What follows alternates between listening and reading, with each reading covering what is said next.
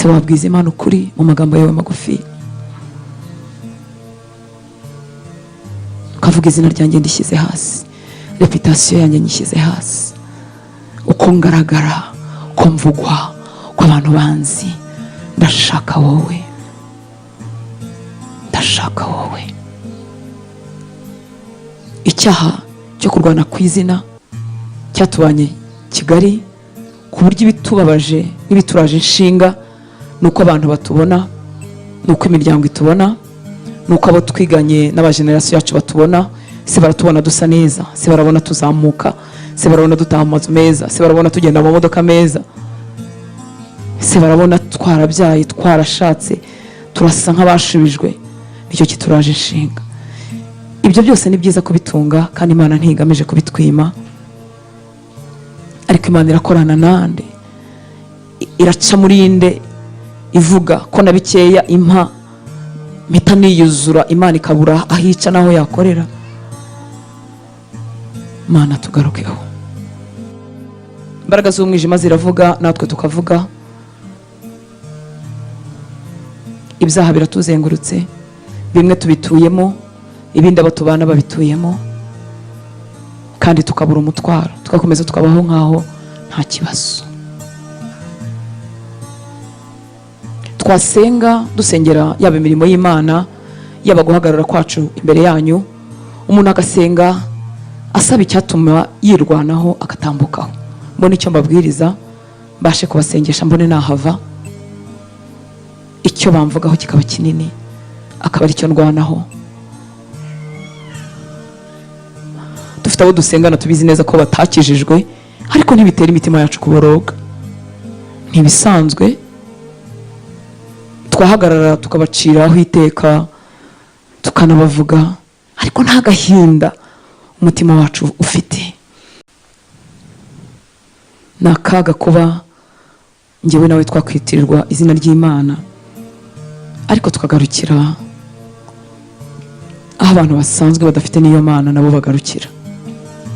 Kugaragara neza byatumye abantu bajya mu bapfumu, kuko abapfumu babeshye ko bazabona chance n'amahirwe mu bucuruzi bwabo, ko bazabona amahirwe bagashaka vuba bakagira igikundiro cyo gukurura. Kugaragara neza byatumye abantu bakurikira abahanuzi b'ibinyoma, babizi neza ko ari abahanuzi b'ibinyoma, ariko kuko kugaragara neza bitwinjiza mu gisa nk'irushanwa, ndarushanwa na kanaka. Kugaragara neza, izina, kurwana ku izina byashoye abakozi b'Imana benshi mu kinyoma, mu kumanipira abo bayobora, kuko abantu bendaga kunshiraho agahita yinjira muri manipulation, akabana n'abantu abamanipira, atababwira ukuri ku ijambo ry'Imana, kuko ukuri rimwe na rimwe gusatura umutima, kandi kukatwambura ahari igikundiro ku bantu.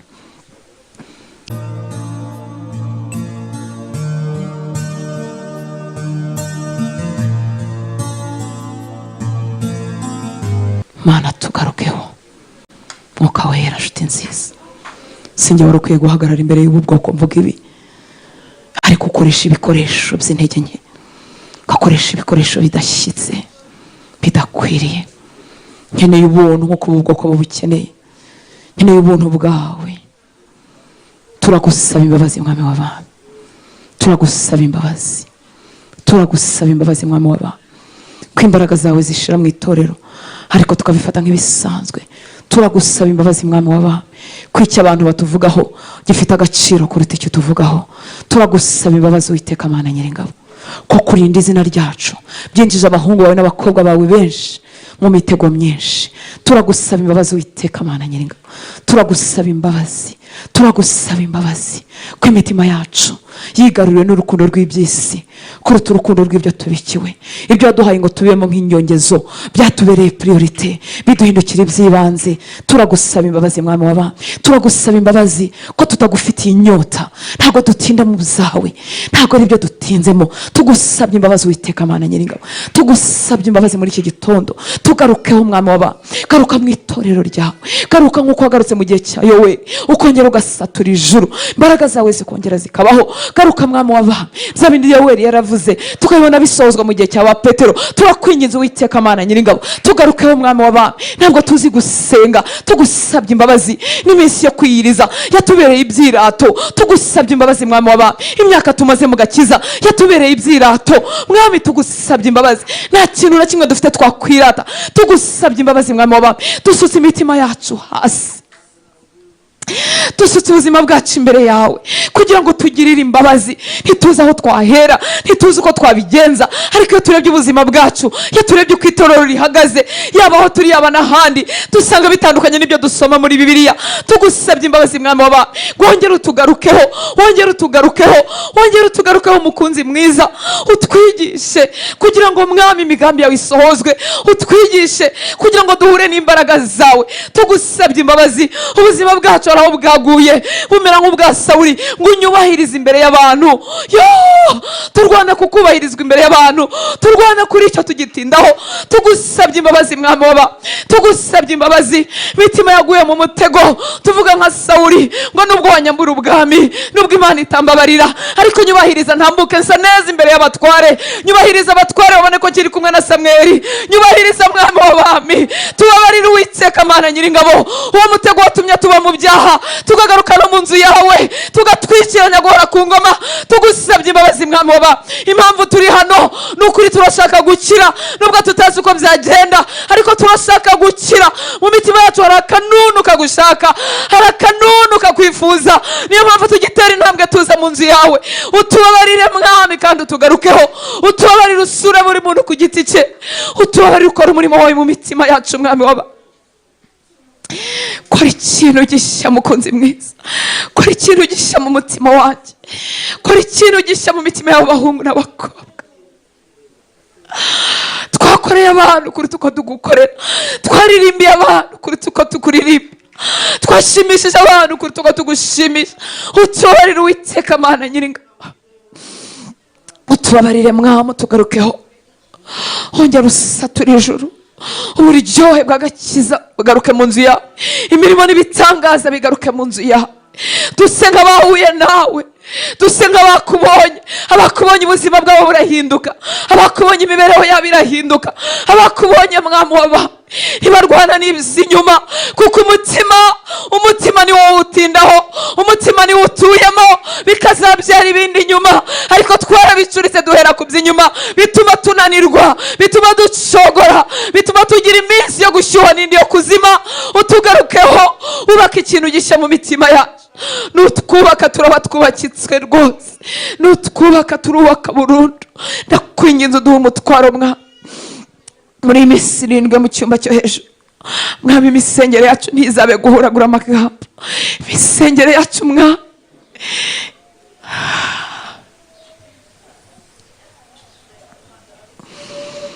kora ikintu gishya.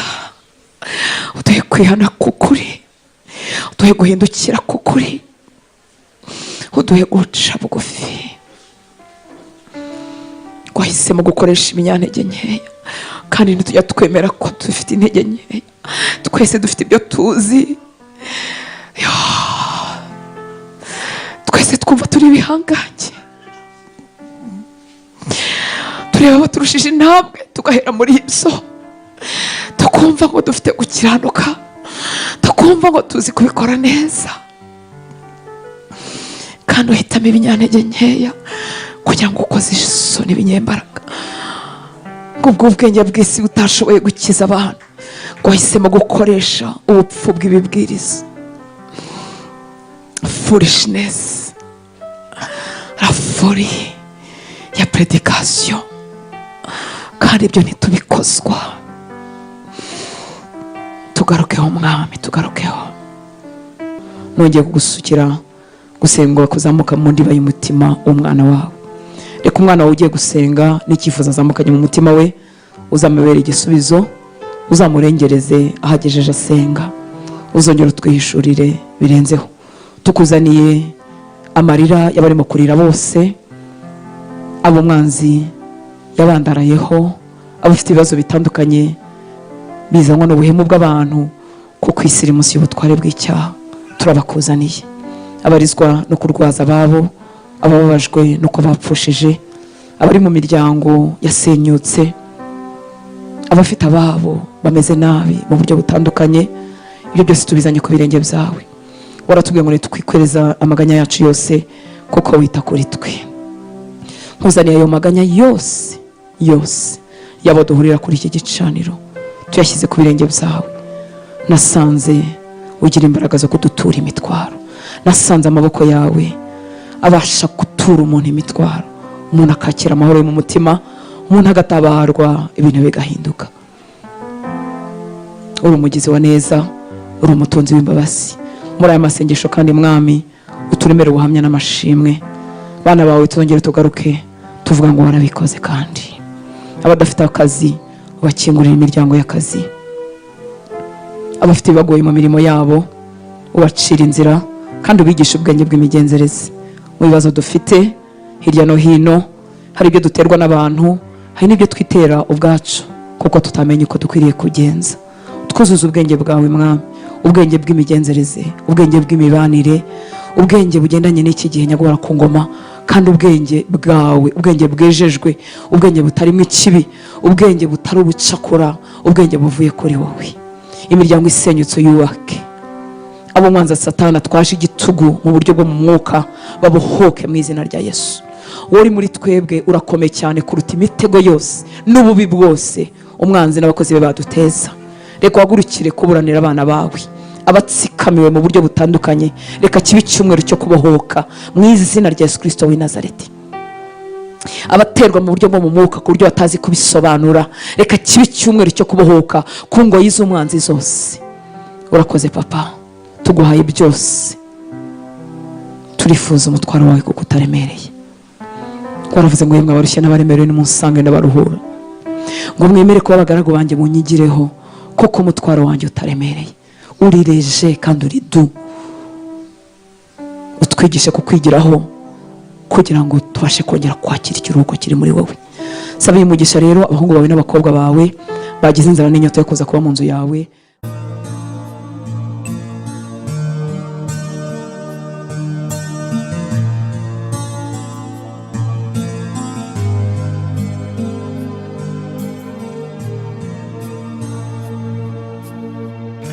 Nakomeje kureba